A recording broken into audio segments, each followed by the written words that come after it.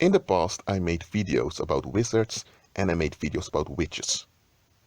In this video, I want to talk about warlocks, because warlocks are often forgotten.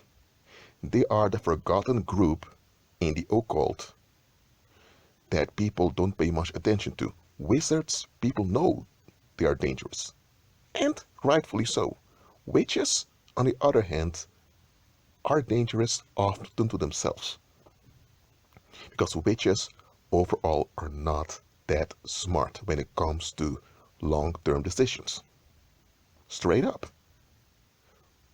I explained this before. Witchcraft is feminine. It's centered around emotions, and it's done by females. When a man is operative in the occult, he is a warlock. So a warlock is a man and a witch is a female. You get it? And a warlock, he practices what you can consider wizardry. Even though he's not a wizard himself, what he does is in line with wizardry. And wizardry is an extended version of black magic. Okay? But the warlock is not a wizard. Understand the difference. A wizard is someone that's installed in Satan's government directly. He's a member of Satan's government on the earth. A warlock can either be just a common pagan, a common dude out there that's using paranormal charms to get ahead in life. He has no agenda to hurt nor harm people, but he's just using the paranormal, often without knowing any better. Now, that can be a warlock. Or a warlock can be someone that's inaugurated into a cult. And some of those cults are extensions of the shadow government, which is the worldwide brotherhood of wizards, who all worship Apollo, the beast. You get what I'm saying here? So, warlocks don't do witchcraft. They do black magic. And wizardry is a male-centered version of black magic. Now, there are females who can use black magic, but for women, witchcraft works far better. Okay? Now, I'm not going to talk that much about the warlocks who are just using paranormal aids to get ahead in life. I can understand that you want a backup, but I don't support the backup Satan offers because there's always something coming along with it that you don't want. You get what I'm saying here? So I'm not going to talk about those warlocks. I'm talking about those that are part of warlock cabinets. What is a warlock cabinet? A warlock cabinet is a small meeting of warlocks who are installed by the shadow government in a specific area. Let me repeat that. A warlock cabinet, it's a council of warlocks that has been appointed to a specific area. It goes like this. You have the wizards. They get their orders directly from Apollo, the beast.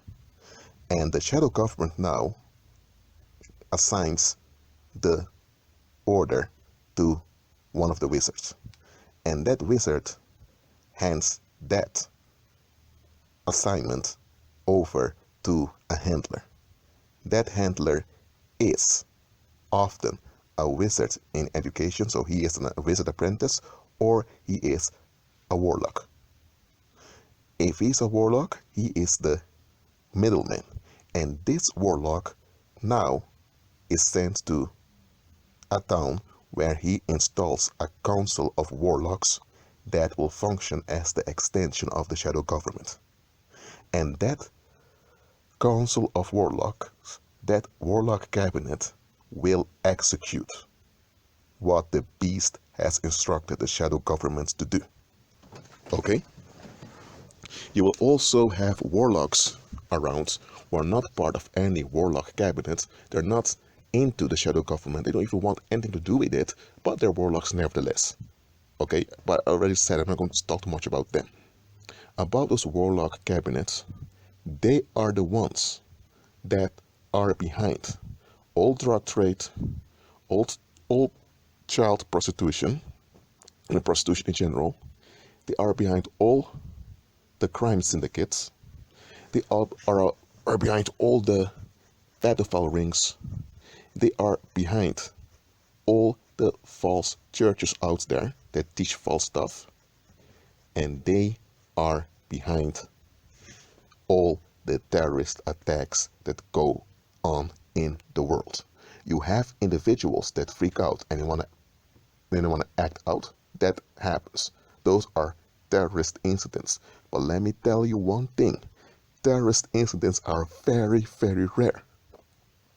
99.9% of all terrorist attacks or terror-related crime are rituals conducted by the shadow government through their extensions, the Warlock cabinets.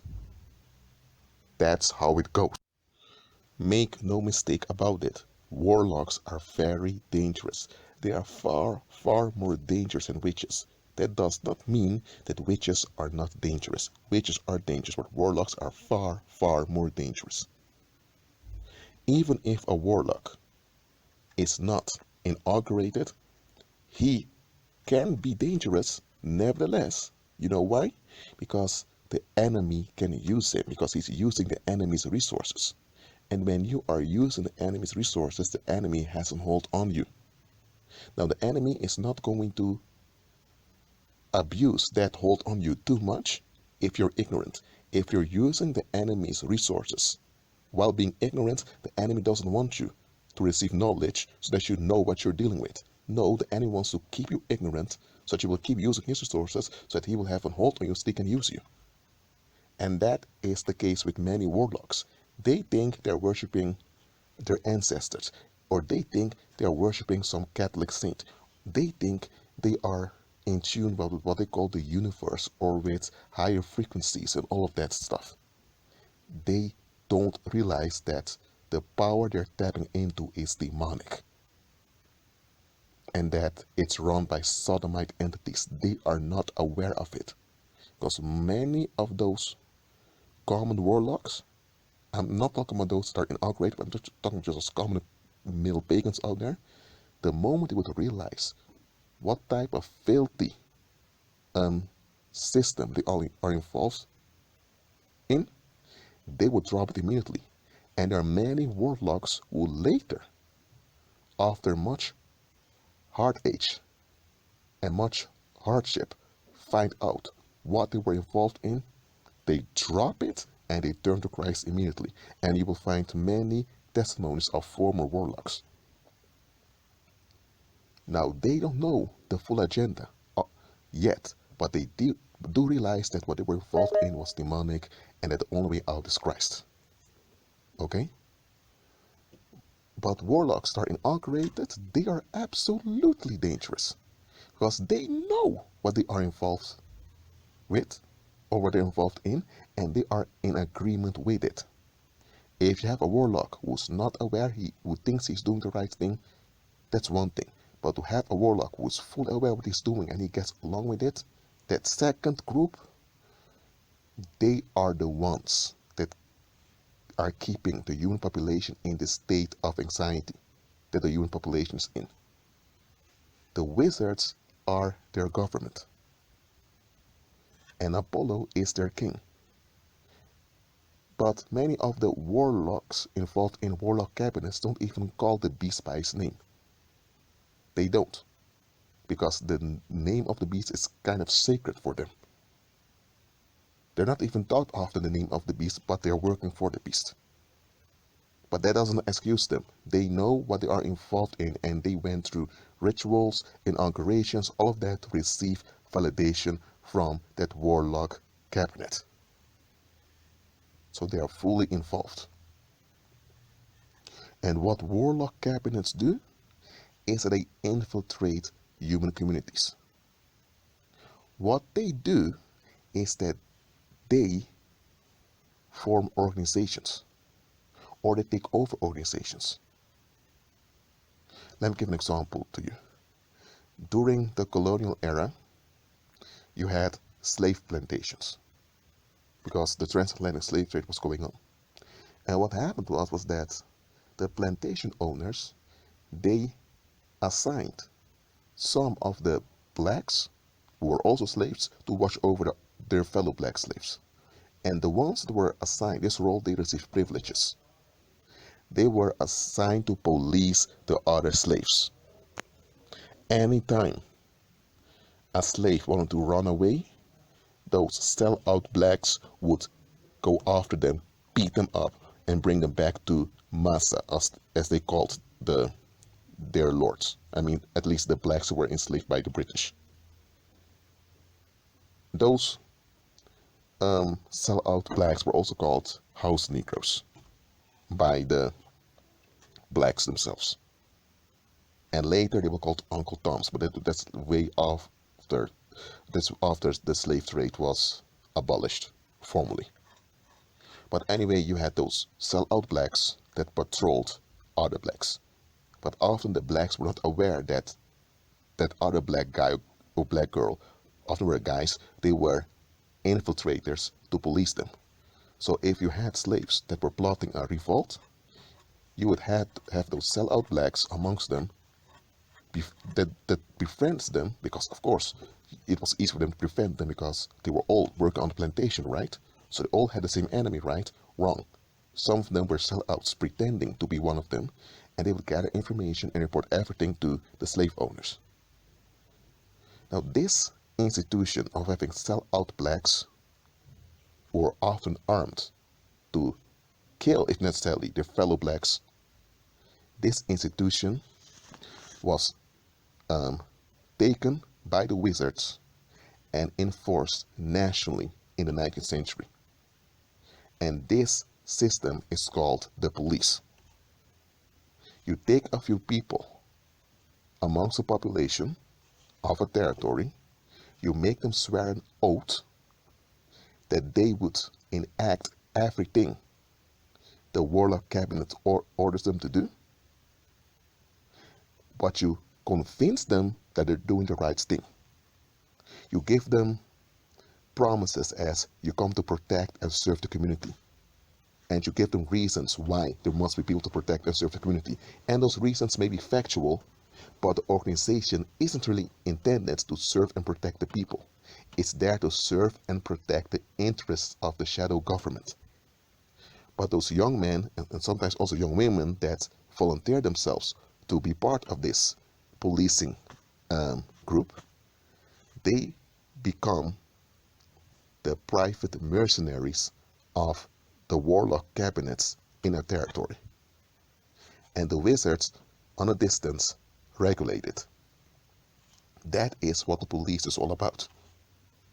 Now, over time, the police became so big that the Warlock cabinets kind of lost their grip on the police in many areas, because many of the police officers that became police officers really wanted to protect and serve, and they did that. And they often went against wicked orders from their superiors. So that's why in the early 2000s, a militarization of police corpses was enforced worldwide. That was for the shadow government to take their grip on the police institutions, because the police as an institution is an Apollonian institution in which the Warlock cabinets keep the human population in a state of fright. But the people working at the police are not aware that that's the purpose of the institution. And many of them don't even question why they had to pledge an oath to begin with. That oath was an agreement, was a paranormal contract in which they bow themselves to the black magic or wizardry of both the wizards and of the Warlock cabinets in that area. And what the Warlock cabinets enforce on society is called the law. That's why the police are called law enforcers. And the law is written by men that wear black and white, and the law is written on white paper with black ink. Duality, warlocks. And law enforcers are there to enforce this black and white thinking on the population, while thinking they're serving and protecting that same population, even though the opposite is going on. Now, I'm not bashing police officers here. There are police officers that really do benefit their communities, and I admire that. But the institution they are pledging allegiance to is a warlock institution. And they, the police officers, are not warlocks, but they're used and abused by the warlocks. Because often, police officers are sacrificed also. Because remember, those warlock cabinets, they are the ones behind crime. They are the ones behind all terrorist organizations. So often, those warlock cabinets create dangerous situations, and then they send police officers in that dangerous situation, knowing that many of those police officers will die. They do that as blood sacrifice to the beast. So as a police officer, you are a hireling, a mercenary that will be sacrificed anytime they need to sacrifice people to Satan. Because every sacrifice to Apollo is indirectly sacrifice to Satan. If you get what I'm saying here. So know who you are serving. If you're a law enforcer, I have nothing against you. I've made videos, especially for you. Watch in my video list in which I address this issue in detail. Just realize that warlock cabinets are the ones that keep the human population in this state of anxiety. And it's not that you need to understand about warlock cabinets. They have fake businesses, they have fake corporations, they even have fake police corpses, they have fake churches, fake universities, fake hospitals. They have many fake things out there that look very authentic. And the common people out there don't see the difference. Only those who are knowledgeable about symbols and the occult can see it. Now, don't get me wrong, there are many legitimate organizations that also use pagan symbolism because they don't know any better. That's why it's often difficult to recognize what a real organization is and what a front organization is, or a fake organization, because many people can't discern well. But when you have the discernment, when you have esoteric knowledge, you can recognize them. I'm going to give a parable now to explain to you what I just to illustrate to you what I've just explained in this video. Let's say now that you have a family and the son goes missing. The son is 4 years old. Now there's an Amber Alert. People in the community are legitimately wanting to find this kid. And many police officers who want to serve and protect, they're genuine, they're authentic, they go out to look for that kid. And many of the police officers are frustrated because they think, how can this kid disappear like this? But behind the scenes, the warlock cabinet in that region, they know what happened because they are the ones that paid the kidnappers to kidnap that kid. And they are also involved in that police institution, so they know very well what's going on with the investigation. And they make sure that nobody finds out what happened to that kid.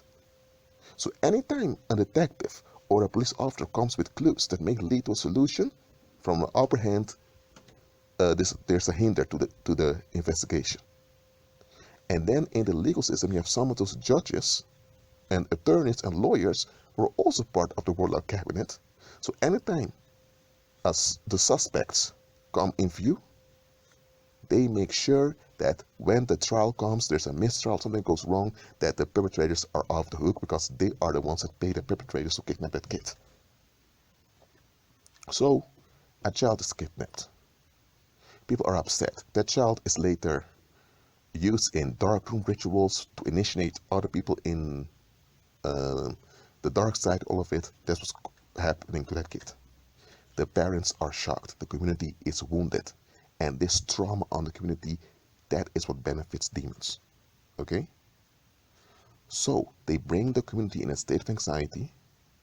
At the same time, the same warlock cabinet comes with festivals, comes with circus attractions to distract the people. So the people are in a state of anxiety, and now they offer relief from that anxiety. And that's how they keep that same human population in that area in a cycle of relief seeking.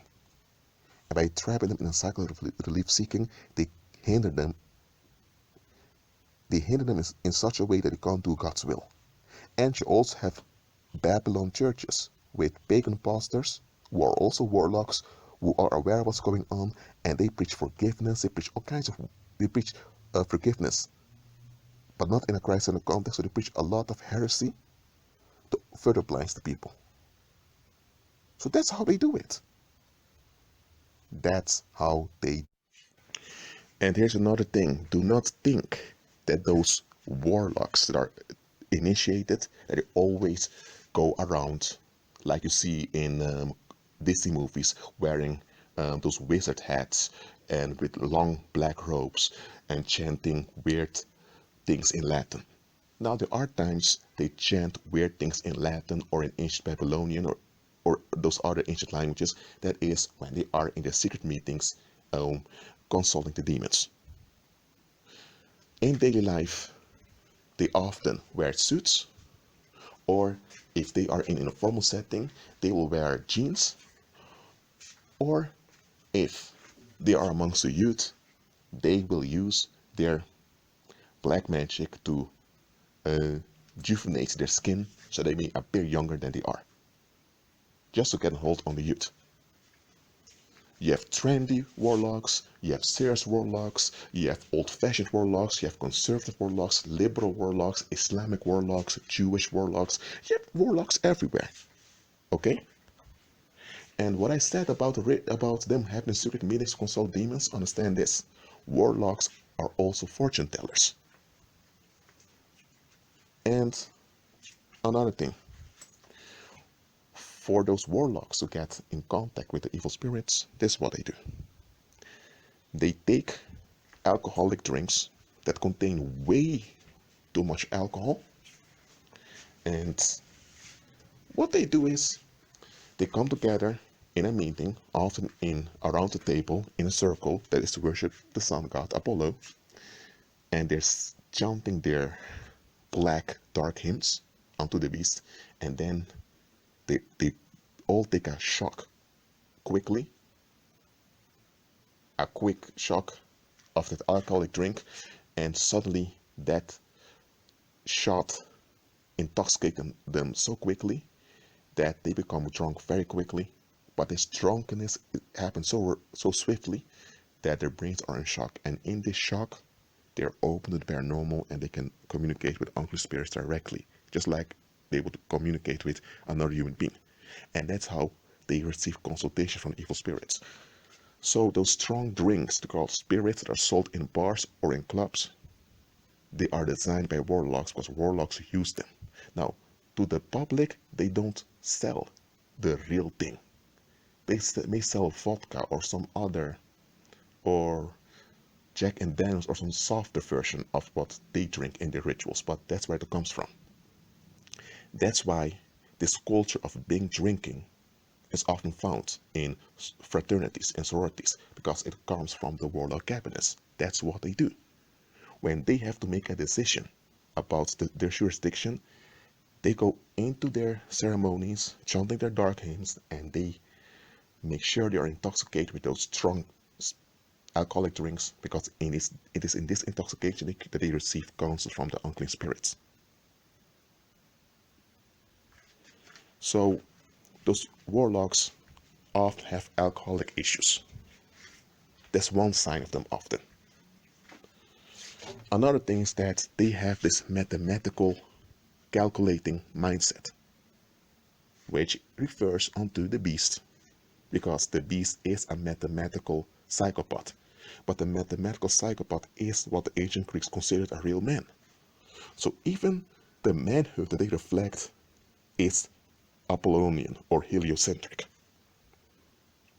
So understand that those warlock cabinets are the real deal and the real danger.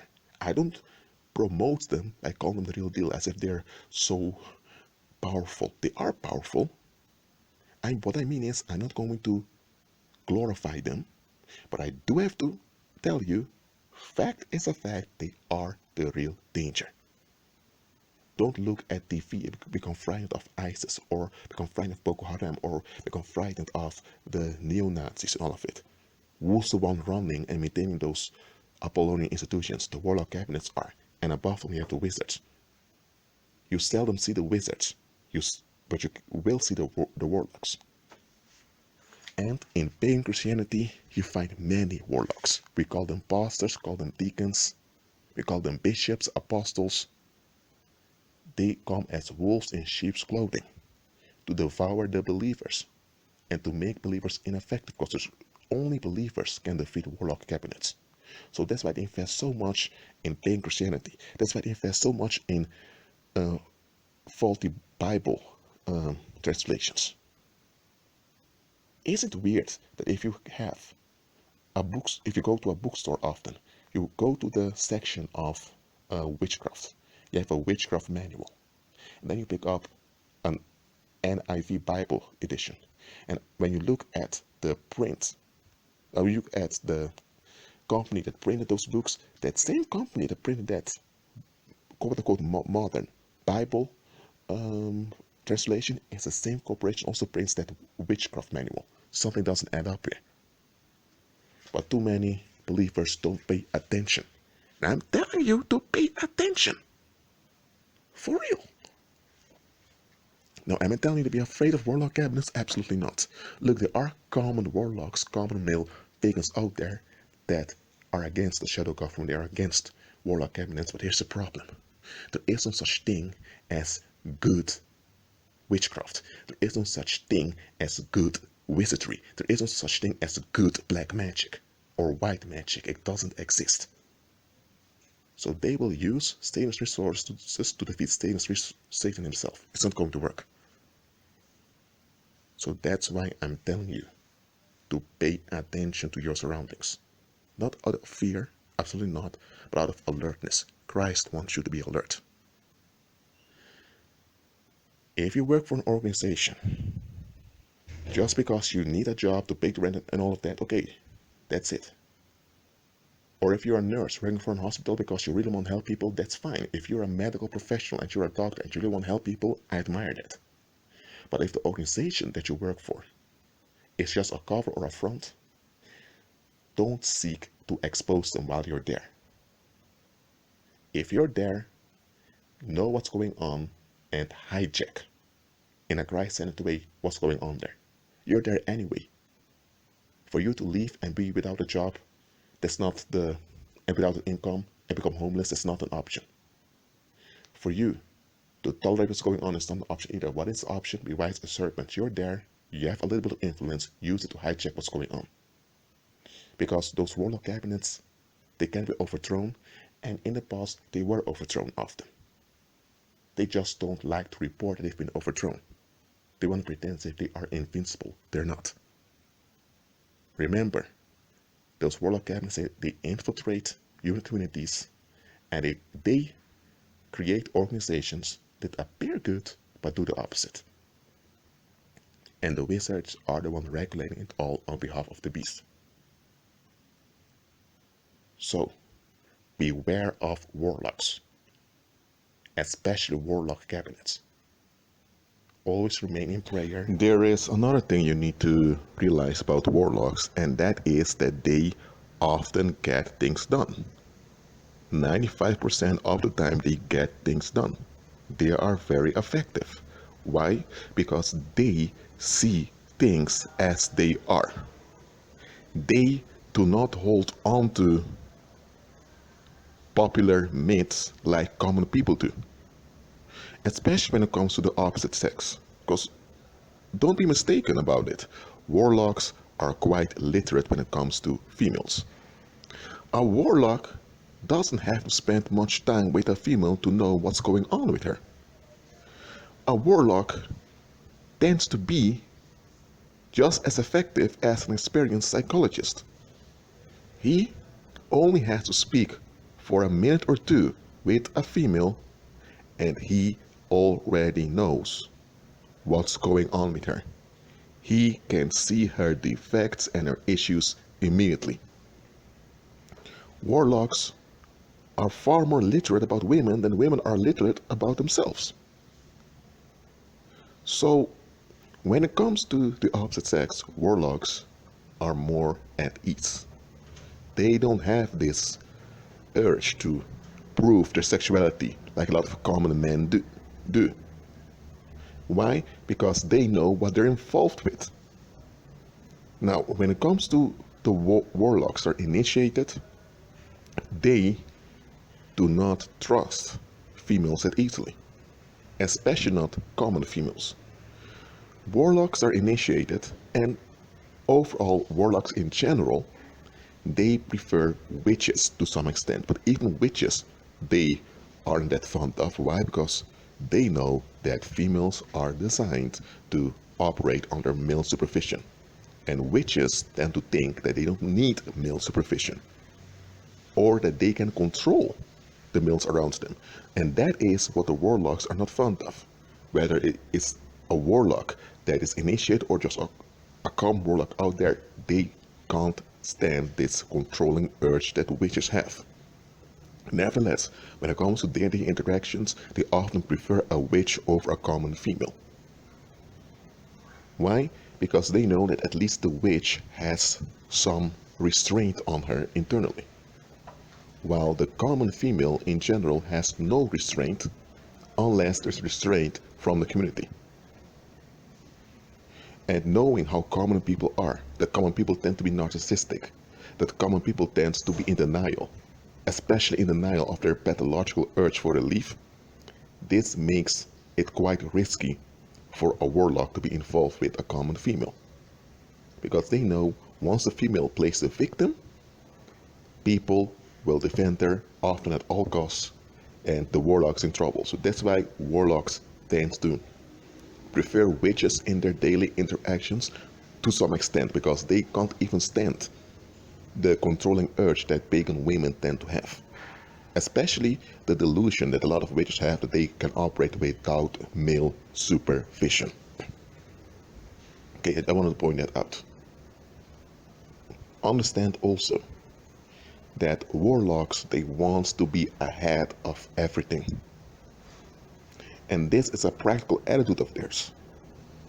And it's this practical attitude of theirs that makes them successful. Yes, they have paranormal aid that comes from the demons. Of course they have that because they're warlocks. But the reason why they are often successful and why they're often not the target of contention is because they look around them.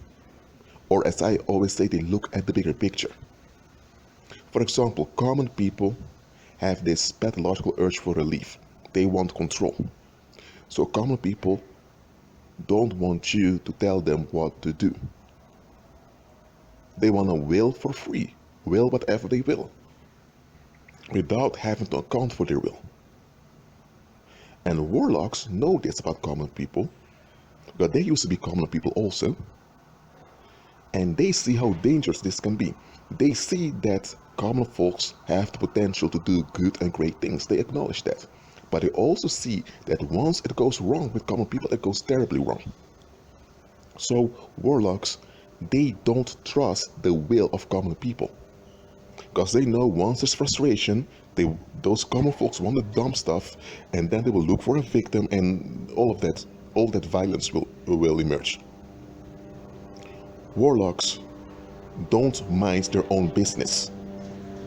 They don't. Because they know very well that if you only bother with yourself and you don't pay any attention to your surroundings, that makes you very vulnerable, and that's very dangerous in this world. In this world, it's very important for you to be alert. Okay, let me give a brief example to you. Let's say now that you have a high school. At the high school, there's this prom. And the teenagers are excited for the prom, especially the girls. After the prom, 2 girls go missing. And when the police comes, they investigate what happened that night. One of the police officers is a warlock. Nobody knows, but he's a warlock. And as a warlock, he looks very differently at the case than his colleagues. His colleagues look at the facts, at what happened. He looks at the context. And when he looks at the context, he recognizes that one of the um, one of the pupils at that high school is a warlock himself. Warlocks recognize one another very quickly. And so the police officer approached this warlock, who is 15 years old, and asked him, dude, I know what you're involved in. I'm in it too. I've been in it since I was 14. So tell me what's going on here. And the young warlock tells the older warlock, the police officer, sir, there was a lot of contention in this school. There was a lot of jealousy and envy going on here. There was a lot of accusation. I did not attend the prom because I sensed and I saw already that someone's going to get hurt. I have a girlfriend I'm involved with, and I told her we're not going to the prom. Even though she was very upset about it, she listened eventually. And what did I found out, sir? That she was one of the girls that other girls were murmuring about often. So she was a target also. I figured that out later, but I sensed already, don't go to that party. And then the police officer was also warlock, discussed the case further with that younger warlock, and they both found out that it were 3 teenage boys, teenage guys that were behind the kidnappings and killings. And those 3 teenage boys, or the teenagers, they did it to get approval from their significant others. Their significant others were so upset with certain girls, so they thought we're going to make our significant others happy by getting rid of those girls. Now, those teenage women that were complaining all the time about those other women, they were generating negative energy, were generating a negative climate. And that negative climate would escalate sooner or later. And they did this on purpose. Now, they're not witches, but they did this on purpose. And the guys that fenced them were motivated to act out in a violent manner. Now, this guy of 15 years old, this warlock, he knew what was going on, and he saw it. He didn't know exactly how it would work out, but he knew this is going wrong soon, and he was ahead of it. That's how warlocks are. Warlocks want to be ahead of stuff. They don't just go through their daily lives not paying attention to their surroundings. This whole idea of minding your own business, it's BS. You're part of a community, should be alert about what's going on in the community so that you can be ahead of troubles. Look, warlocks, they tend to have things easy from time to time because they pay attention. For example, when a warlock gets a job, or when a warlock is about to open his own business, or when a warlock is about to go somewhere, maybe for a holiday, he does his ceremonies at home. He conjures up demonic powers and he does what he has to do, so that when he's on his way, he's covered. And because he is covered, he does not become the target of contention. When people are dissatisfied, they think twice. Not twice, they think twice before dumping the negative energy on the warlock. Because the warlock is covered. And because he's covered, there are dangerous consequences haunting those that target them. You get what I'm saying here? Warlocks, they do not hold on to this forgive and forget BS. They know you have to forgive because else you will be endangered by toxic energy, but they also realize you need to be alert with people. Warlocks, when it comes to being effective, they are often far more reliable than many believers. And I'm not saying this with joy, because this is an embarrassing thing, but at this moment of this recording, that's how it is. Too many believers hold on to church. They hold on to church teachings. They hold on to Christian doctrines. They hold on to a lot of traditions that have nothing to do with Christ. They seek their security in something Christ is not involved in. Warlocks, on the other hand, they do not seek validation from common people. Warlocks do seek validation, don't get me wrong, because they are still worldly, though they're not worldly like other worldly people are, but they don't seek validation from common people. So they don't fall for this BS that you need to be respectful and all of that. Warlocks use terms like privacy, respect, all of that just to please the ears of common people. They don't actually believe in those things because they know you need to be alert. Look, warlocks, when they are involved in something, they look at the context and they look at what the potential retaliation will be. Let's say your name is John and you are about to purchase a house. The first thing a warlock would ask is, John, have you checked the spiritual condition of that house? That's the first thing warlock would ask you. The warlock's not going to talk about the finances because he knows that you have arranged your finances. He's not going to talk about your job. All that. He's going to talk about the spiritual condition of the house. The warlock's going to ask you, did you check the history of that house? No. And then the warlock asks you, how many people owned the house before you? Just two. And how old is the house? 45 years. When did the last owner leave? The warlock asks you. You say 20 years ago. And then the warlock thinks, hold on a minute, John. So for 20 years nobody lived in that house. The real estate office kept renovating the house. Nobody wanted it. Why didn't anyone want the house for 20 years, for 2 decades? John, something's not right with that place. That's how a warlock would do it. How do Babylon churches do it? How do pagan Christians do it? They think, oh, John, you're about to purchase a house. Praise the Lord. Praise God. The Lord is good. And prosperity preachers would use that example. You see, if you pay your tithes and come to church every Sunday, the Lord is going to bless you. Or they may send people to bless the house and all of that. They don't tell you to look at the bigger picture and to examine things. Warlocks do not just get involved in stuff. Warlocks check the context. And don't get me wrong, I'm not saying that warlocks in general are good people. There are warlocks who have a good kind at heart. They want to do good stuff, but they use demonic aid in it, so they are trapped. As mentioned before, many warlocks are part of warlock cabinets, so they are part of the dark side willingly. Okay, but even when they are part of the dark side willingly, doesn't mean that they go out all day long doing evil. No, they're involved in the dark side, so they're used by evil spirits, but it doesn't mean that they do evil all the time, because they know when you operate in the negative, it will have consequences on you. They're far more realistic than common evildoers, because common evildoers get upset and you just want to dump and be left alone.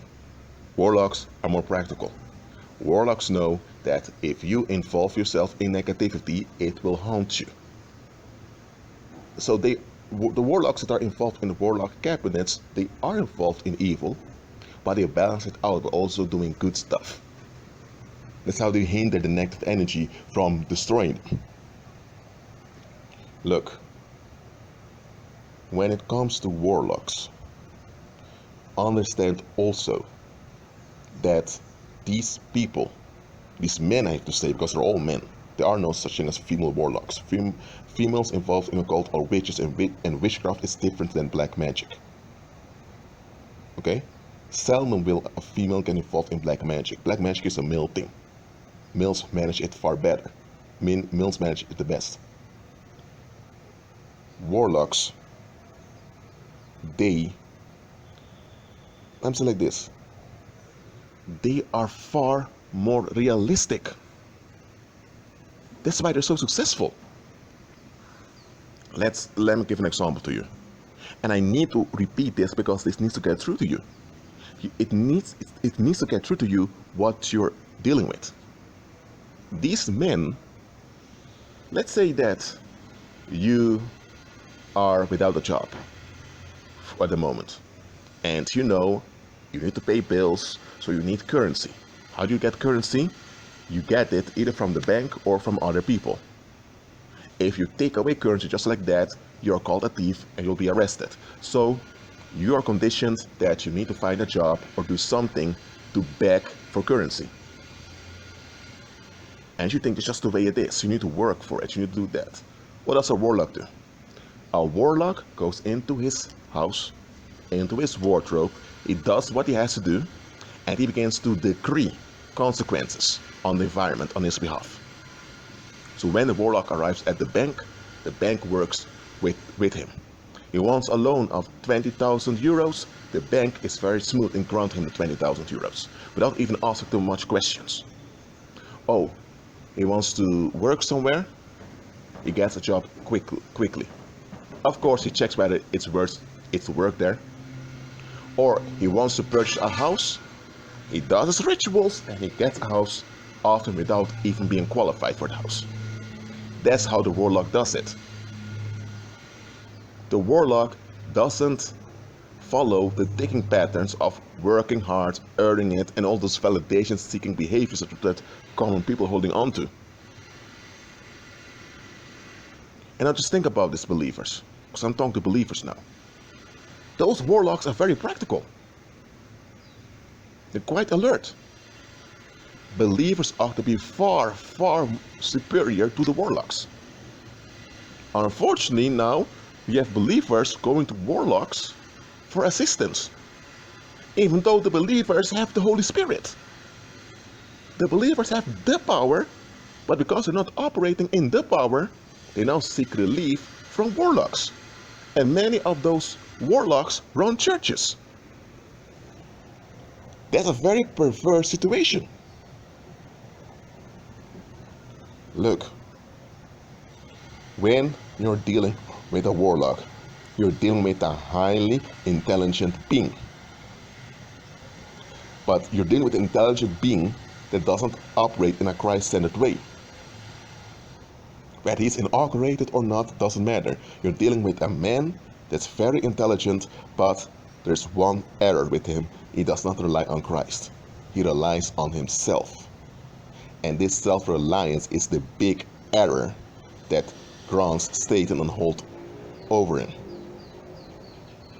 Because warlocks are making they're committing the same error Satan did.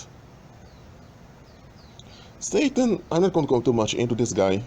This man, because the heavens are populated by males only, this man, a four-winged creature, he was a light being. He could generate music out of his wings and out of his hands without instruments. He could sing as a choir without having a choir. When he flew around, it was like there was a party arrives. I mean, this guy had riches, wealth, wisdom. He was a teacher also. He had servants. He had sanctuaries. So he had what you can say mansions, temples, all of that. He had his own throne. This guy had everything. He was the heavenly man in which the Most High invested the most. His error was he began to think that he can operate on his own account without relying on Christ. And this corrupted him, and because he continued in that corruption, he turned into Satan. And many other princes of heaven followed him, and 1/3 of heaven's population also followed his error. Those are the fallen angels, by the way. When it comes to warlocks, they are committing the same error, self-reliance. Even though warlocks can see that self-reliance is a hoax, because they don't have Christ, they still rely on themselves, but they don't really see it as self-reliance because they use paranormal aid. Don't get me wrong, I'm not praising warlocks in this video. I'm just pointing out how they operate. You have warlocks that you can consider them good guys because they don't want to do any harm, but they're still dangerous because using demonic aid. And then you have warlocks who are fully involved in devil worship. But where is a warlock that's deceived or a warlock that's fully involved in the dark side, they're dangerous because they are operating in self-reliance. And this self-reliance is dangerous both for themselves and for those that they are involved with. In the third part, I'm going to talk about how believers can exceed the knowledge of warlocks. That is what ought to happen. That's it for now. Keep agreeing with Christ. As mentioned before in part 2, in this part 3 of this series, I'm going to tell you how believers can exceed the knowledge of warlocks. Now, why am I talking about the knowledge of warlocks? It is because often when folks are in need, when they are facing a situation that they can't handle, they go online or they go to the library or they go to places to get assistance. And there's nothing wrong with that attitude when you're looking for help. But in the world, when you're looking for help, especially when it comes to social relationships or when it comes to conflict, you'll end up with the knowledge of warlocks. And understand the following: those warlocks will not tell you things as they are. Because warlocks, first of all, as I mentioned before, they are pagan. That's why they're warlocks, because they're pagan, and they can't stand common people. They do not trust common people. Because they know that common people are mainly centered around seeking relief. And that's why they know that common folks will often misuse knowledge to get what they want. So warlocks will not just tell you things that are true. Warlocks may give you hints in what may work for you, but will not entrust you their full package of knowledge unless you are one of them. As I mentioned before in part 2, warlocks prefer witches above common women because they at least have a common basis with witches. Not that they are so fond of witches, because witches tends to want to get rid of a male supervision, which is dysfunctional. They prefer witches above common women. Now understand the following also. When you receive knowledge from a warlock, he is only telling you what will relieve you from a specific dangerous situation. For example, let's say that you are dealing with a cheating husband, okay, and you go to some Babylon church where you have a pagan pastor. He's a warlock, and he hears your case. Then he, seeing the situation, will tell you things to relieve your marriage from conflict. The warlock, who in this case is the pagan pastor of the Babylon church, he sees that both you and your husband are dysfunctional. He sees also that you have stuff you don't want to face. And he knows if he tells you to your face that you have things you need to face, that you would probably explode and you would turn on him and that you would generate contention against him. He knows that. And he also knows that the only reason you're with that man who is your husband is because you don't want to face your own mental issues. So the pagan pastor sees all of this, so he's not going to tell you the truth about the matter. He's going to tell you that your husband is frustrated and that he needs more attention. So the pagan pastor will tell you, give more attention to your husband. And when you do this, it works. Your husband tends to spend more time with you. What he said was factual, but wasn't actually the truth. The truth was you shouldn't even be with that guy. But for him to reveal that onto you, you wouldn't take it nor deal with it, and you would cause a lot of trouble. And if when a divorce happens, the pagan apostle will get the blame when things escalate, because the pagan apostle, who's a warlock, he also sees that the husband will likely become violent when it comes to divorce. So this warlock sees the whole situation And therefore, because he sees that you can't be trusted with the truth, he tells you things to relieve yourself. So in this case, the pagan pastor or the warlock sees that if he tells you the truth, it will escalate. So he does not tell you the truth, he tells you facts. Okay? Now, why am I mentioning this? It is because Christ told us, believers, not to cast our pearls before swine. Why? Because the swine will not appreciate it. They will trample upon the pearls, turn against us to devour us. Now, believers often don't realize the intensity of what Christ meant here. Warlocks who don't follow Christ pay more attention to what Christ said than believers. Let me say it one more time. Warlocks, whether inaugurated or whether just common warlocks out there, they pay more attention to what Christ said than believers. Haven't you noticed that Christ himself often gave facts to people without giving them the truth? Does it mean that Christ was lying on them? No. Withholding information doesn't mean you're lying. Lying is when you want to enforce something that goes against God. That's lying. But withholding information doesn't mean you're lying. There are times you need to withhold information, especially if the other party is not willing to be responsible with information that he or she will receive. So there are times you should only give facts without giving the full knowledge. And warlocks understand this perfectly. And they practice this.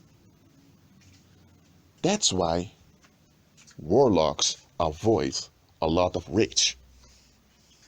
And that's why, unfortunately, a lot of believers remain a target of psychic violence, is because they don't learn what Christ taught them, which is not to cast your pearls before swine. They hold on to worldly values like honesty is the best policy.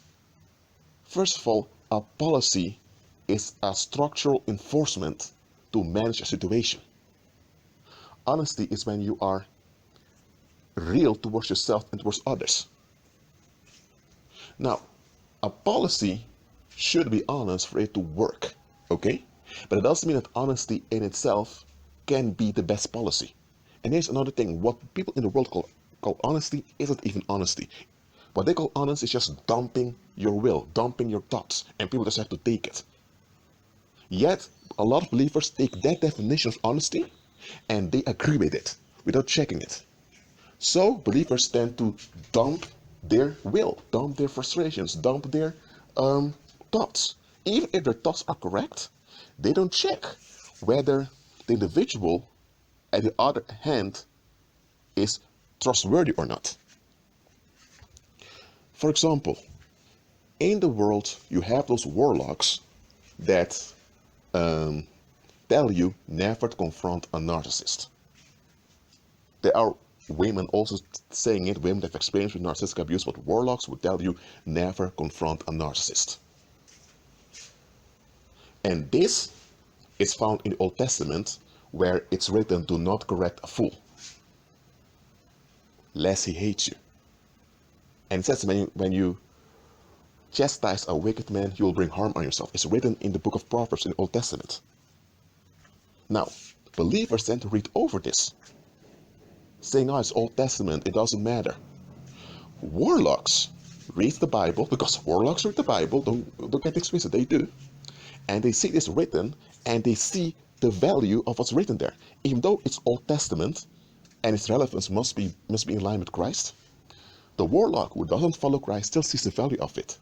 And when the warlock sees around him, he knows that indeed the people that have a reprobate mind don't confront them because they will explode. And then the warlocks also read, do not cast your pearls before swine, nor was holy to dogs. So the warlock sees the connection between what's written in the book of Proverbs and what Christ later said. And they see, I see it now. There are times I should withhold information. The warlock knows that you can't go through life not saying anything. You can't go through life always keep your mouth shut. That's not practical. You should reveal information, but reveal information in line with the situation. If you're dealing with someone that's trustworthy, you can reveal the information in a constructive manner, and it will work out well. If you're dealing with someone who just wants relief, then release facts that they then can use however they want. Don't give the full knowledge. Warlocks pay more attention to what Christ said than believers. And this is quite embarrassing. I'm saying that this is quite embarrassing. It shouldn't be like this. Look, Christ also said, I sent you as sheep amongst wolves. Therefore, be wise as serpents and innocent as doves. Christ said this. Now, the wolves are common people. Not all common people in the absolute sense, but common people in general. Because common folks in general, they don't want to deal with frustration. They don't want to face things. They just want to be relieved. They have this toxic obsession with seeking relief, which also implies that they want control. When the believer reads this in the New Testament, when Christ, the Lord, said, I send you as sheep amongst wolves, therefore be wise as serpents and innocent as doves, believers tend to read and think, oh, Christ said it. And they say, hallelujah, sing praise in church. And then they go home and they continue as usual. The warlock reads this, even though he's not following Christ. But he realized, hold on a minute. Sheep amongst wolves. Wolves are predators. Predators prey on weaker animals. So the warlock understands that you are vulnerable and there are predators around you. But you don't have to be afraid of the predators as long as you outsmart the predator. And then the warlock thinks, Christ compared the wisdom he instructs us with as a serpent. And then the warlock thinks, a serpent's quite flexible. Then the warlock realizes, so Christ is telling me, be flexible in your attitude, be flexible in daily life. Innocent as doves. And then the warlock realizes, so 1 minute, doves are not predatory animals, but they are alert, and when they need to take action, they take it. So then the warlock realizes, Christ is telling me to be alert, be flexible and alert. The warlock reads that and gets it. A lot of believers are just like churchgoers. They rely on what the pastor tells them because they are seeking validation from the pastor or validation from the congregation instead of obeying what Christ told them to do. That's why you have many believers that are haunted by sickness, depression, suicidal tendencies, and financial hardships, and you have warlocks that come in the name of Osiris or in the name of Mama Oshun, or which is Jezebel. They come in the name of so many pagan gods, or sometimes they fake come in the name of Christ, and things go easy with them. Now, don't get me twisted here. Christ said in the world shall have tribulation. Also, warlocks face tribulation, but they overrule the tribulation comes against them by doing what Christ said. They don't follow Christ, but they do what Christ commanded believers to do. They don't give credit to Christ, but they pay attention to what Christ said. And by them doing this, they manage the tribulations come against them far better than many believers. So what should believers do to outsmart warlocks? Very simple. They should do what Christ told them to do. They should stop holding on to worldly myths. Okay. For example, let's say you have, I need to say this. This may upset some people, but I don't care. This whole thing called falling in love is narcissistic. Just think about it. You have unmet expectations due to your upbringing, and you are frustrated because of this, and then you encounter someone and you feel this attraction. And this attraction tends to sign to you that if you're with this individual, then all your issues are going to be over. And it's this promise in your mind that all your issues are going to be over that attracts you to this individual, that developed this obsession towards this individual. You can't stop thinking about this individual. You're so happy even when their name pops up in your mind. This is a very bad situation. Everything in life that you're involved with, your mind must be present. Let's say you love baking bread. You're very fond of it. And you're very good at baking bread. Your mind must be there. Because if only your emotions are there, but your mind ain't there, you may burn yourself at the oven, or you may put the wrong ingredients because you're so excited to let's say, baking bread. So things will go wrong, so your mind must be there. If you love surfing, I don't care how excited you are about surfing, your mind must be there. You must know if that wave is too big and too fierce, you're not going out there to surf that wave because it could kill you. So with everything you do in life, both your emotions and your mind must be present, especially your mind. So this whole idea that you encounter someone from the opposite sex, and now your emotions take over, and your natural judgment is blurred, and people see it as a good thing, that's delusional. And then when you think about it, when people are quote unquote in love, it's all about their expectations. So when you're so-called in love, it's not really about the other individual. It's all about you getting your expectations met.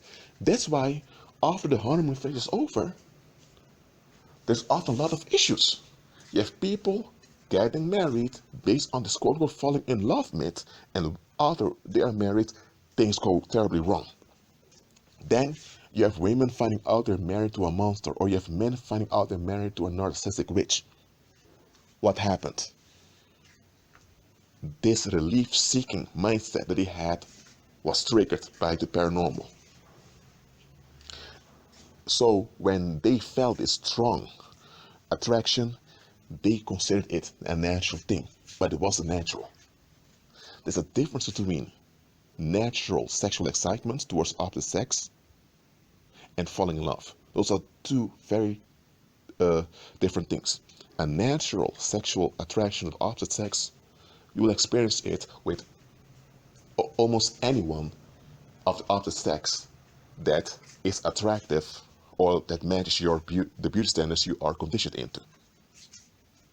But this natural sexual attraction doesn't mean that you automatically want to be involved with the individual. It isn't just a natural attraction. Falling in love is a delusion in which you hope to have a final escape with someone else, and it's not from God. In romantic literature, this falling in love delusion is praised as something great. But in reality, it will turn out in a disaster. As I mentioned before, both your mind and your emotions must be present with anything you do in life. So now, warlocks who look at the bigger picture, they see this. So when a warlock walks around and he feels this strong pull towards a female, he begins to think, what's wrong with this female? Which demon is working behind the scenes here? When common folks out there feel this strong pull, they think there's something special with the individual, and now they want to go after this special thing. And then you have Babylon churches that tell you, oh, you're in love. Is the Lord leading you to your spouse? And then you have those Babylon churches that promote this romantic crap. And you have believers falling for it. And those believers end up wasting precious years of their lives that could have been spent in serving the Lord. They now spend in trying to maintain a hormonal rush. Because the whole falling in love thing is the same as a drug addiction. You're addicted to the other individual based on unexamined expectations you're holding on to. So it's really chasing a high. So then you have Babylon churches telling believers that you need to work hard for your marriage. But then a warlock comes by, and a warlock thinks, hold on a minute. Male and female are designed by the Most High. Right? If that's the case, that means that every male has a natural urge towards the female, and every female has a natural urge towards the man. And they're both built to match one another. So if you encounter someone that's a match for you, then things should go smoothly because it's based on nature, it's based on reality. How come you need to fight very hard to make a natural dynamic work? The warlock looks at it and thinks, what is this? But a lot of believers, they're so, they're not renewed in their mind, so they keep fighting to preserve something Christ told them to forfeit.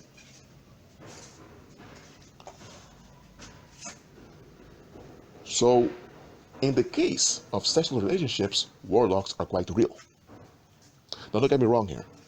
There are warlocks, especially those that are involved in warlock cabinets, who are involved in child prostitution, they're involved in human trafficking, involved in all kinds of weird stuff because they're worshipping Apollo.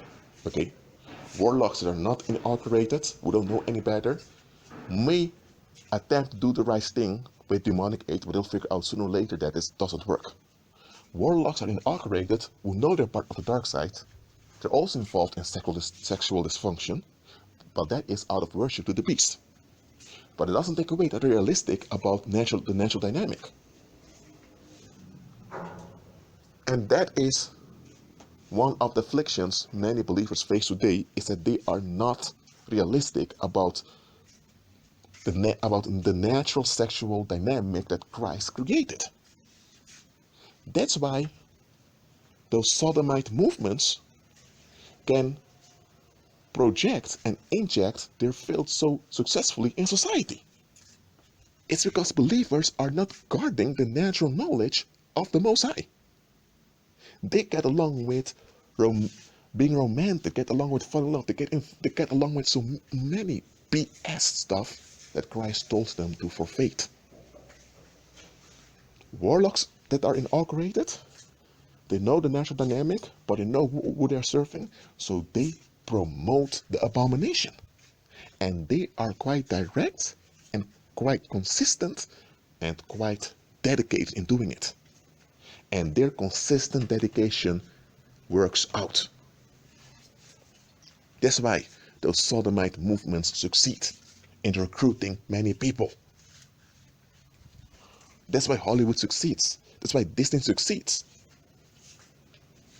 Believers need to be consistent in their dedication to Christ. That is the only way we can be more than overcomers.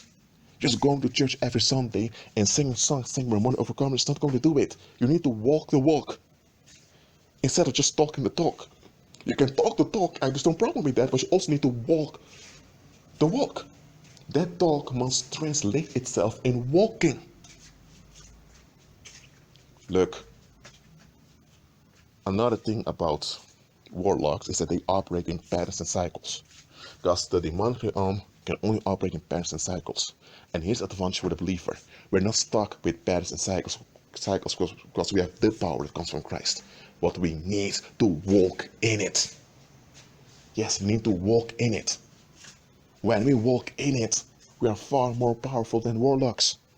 When we walk in it, the wizards have a problem. Yes, when believers walk in the power, when believers walk the walk, wizards have a problem. Warlock cabinets are in danger. But here's another thing I've noticed. Many believers can't even discern between the supernatural and the paranormal. They see black magic often as being a gift from the Holy Spirit because they don't recognize it's black magic. They don't see the difference between the counterfeit and the real. Why can't they see it? Because they're not renewed in their mind. They still have the black and white thinking of the world. Look, the real issue here is not Satan. The real issue here is not the paranormal. The real issue here is not even the shadow government, or the Illuminati, or the Jesuits, or whatever you want to call them. The real issue here isn't even the warlocks. The real issue here is that believers don't obey their Lord and Master. Believers don't walk the walk. This is not all believers. There are many believers that walk the walk and they're powerful in it. But there's still too many believers that don't walk the walk. And I'm telling you here, walk the walk. Warlocks, they walk the walk because they know without that paranormal cover, they're doomed. Look, there are men out there whose families are safe. For example, you can have a man out there who has several daughters. Those daughters are very beautiful. And no guy dares to assault those women. Those girls are never the target of any sexual harassment. Not because there are no predators out there who don't attempt to do something. It's not because those daughters are operating Christ intended, because those daughters have issues also. So, and remember, predators don't want feminine women, they want women that are damaged goods. So even if the daughters of that man are damaged goods, no man comes near them. You know why? Because that man, who is a warlock, walks the walk. He does his ceremonies, he does his rituals, and that's why there's a demonic cover that hinders negativity from coming near his daughters. That's why his daughters are safe. And it can be that the daughters are aware of it, and that's why the daughters carry rings with them. When other people ask them, oh, let's say one of those daughters' name is Elsa, and Elsa carries this ring um, with a black stone in it, and someone asks her, "Oh, is that your engagement ring?" No. Then she says, "No, it's just a heritage I received from my grandmother." But in fact, that ring was given to her by her father because that ring is charmed and it keeps her safe from predatory men and predatory women temporarily. Warlocks walk the walk because they know without walking the walk, they are vulnerable and they can be finished. Believers, please walk the walk. Agree with Christ and be at peace.